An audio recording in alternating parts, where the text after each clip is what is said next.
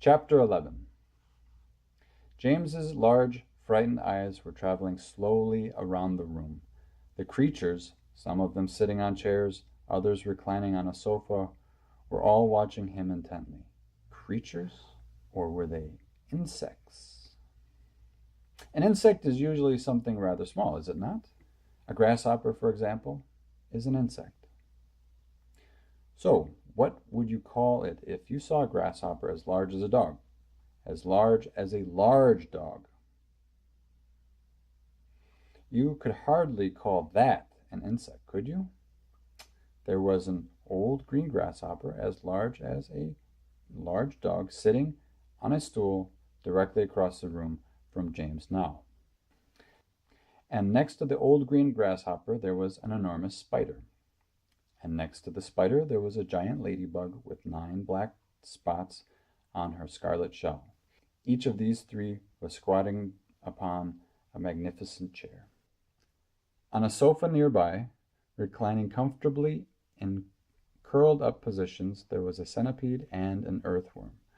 On the floor over in the far corner, there was something thick and white that looked as though it might be a silkworm. But it was sleeping soundly, and nobody was paying any attention to it. Every one of these creatures was at least as big as James himself, and in the strange greenish light that shone down from somewhere in the ceiling, they were absolutely terrifying to behold. "I'm hungry," the spider announced suddenly, staring hard at James. "I'm famished," the old green grasshopper said. "So am I," the ladybug cried. The centipede sat up a little straighter on the sofa.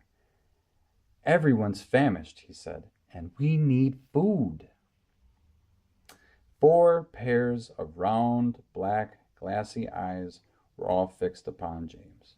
The centipede made a wriggling movement with his body as though he were about to glide off the sofa, but he didn't. There was a long pause and a long silence. The spider, who happened to be a female spider, opened her mouth and ran a long black tongue delicately over her lips. "Aren't you hungry?" she asked, suddenly leaning forward and addressing herself to James. "What's the matter with you?" the old green grasshopper asked. "You look positively ill."